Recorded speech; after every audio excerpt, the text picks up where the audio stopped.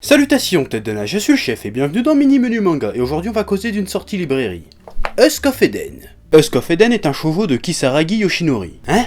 Prépublié dans le Monthly Comic Zero Sum de l'éditeur Isshin Shinsha depuis novembre 2012. En France, c'est édité par Doki Doki depuis le 8 octobre 2014. Et là, tu te demandes certainement... Attends, t'es sûr que c'est un shoujo ce truc là? Ouais, je suis tout seul en fait. Je suis complètement taré. De sombres dangers planent sur l'antique cité d'Eldorado, dominée par la Ziggurat, une tour sacrée. Pourtant protégée par 3 rangées de remparts, cette dernière est la cible d'attaques rebelles répétées et inexpliquées. Le gouvernement mondial affecte des troupes à la protection de l'édifice qui semble renfermer bien des secrets. Hommes ou femmes, les jeunes soldats affectés sur place devront être prêts à tout sacrifier au risque de voir leur rêve d'amitié brisé. Quoi? Ouais, je lis la jaquette et alors? Qu'est-ce que ça peut te foutre? Donc ça, c'est un shoujo.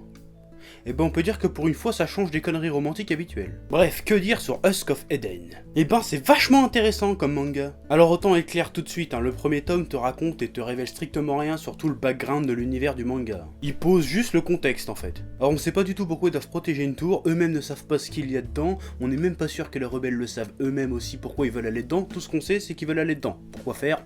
On sait pas. Ça peut paraître étrange ce que je vais dire, mais j'ai envie de dire dans un sens, on s'en fout en fait de savoir ce qu'il y a dans la tour, ni même pourquoi les gars se battent en fait, c'est pas important. Enfin si, ça pourrait être pas mal de savoir, mais dans l'absolu, on pourrait ne jamais le savoir que ça changerait rien, le manga resterait quand même intéressant. Parce qu'en réalité, ce contexte qui peut paraître absurde vu qu'on n'a pas tous les tenants et aboutissants du conflit, et ben en fait on s'en fout parce que c'est qu'un prétexte pour s'intéresser au vrai sujet, c'est-à-dire les personnages, qui sont pour le coup vachement bien traités. Ce traitement fonctionne d'autant plus grâce à une idée toute bête mais plutôt originale. À chaque chapitre on a le même contexte, à peu près la même époque, à peu près le même base de personnages. Sauf qu'à chaque chapitre, le personnage principal change. C'est tout con, mais d'un point de vue narratif, ça donne des possibilités de ouf. Bon, toutes les histoires reposent sur les problématiques propres au contexte de guerre, mais en parallèle, on s'intéresse de très près aux motivations, au passé des différents personnages, et ils sont tous très différents. Le côté intimiste est très prononcé, mais on aborde quand même des questions plus larges sur la société, le pouvoir et tout ça. Niveau dessin, le style a rien de particulier, mais bon, ça reste du très bon taf, les environnements sont très beaux, mais en même temps très arides, très étouffants. On sent vraiment qu'il y a un truc qui tourne pas rond dans ce monde.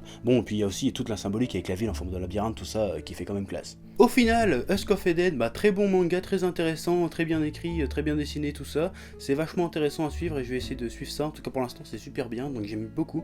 Donc si tu veux te mettre un bon shoujo qui a rien à voir avec les conneries de shoujo habituelles et qui, mis à part son côté centré sur les personnages qui est appréciable, et ben fonce dessus parce que c'est pas mal, voilà. Et voilà, moi je me casse maintenant parce que j'ai autre chose à foutre.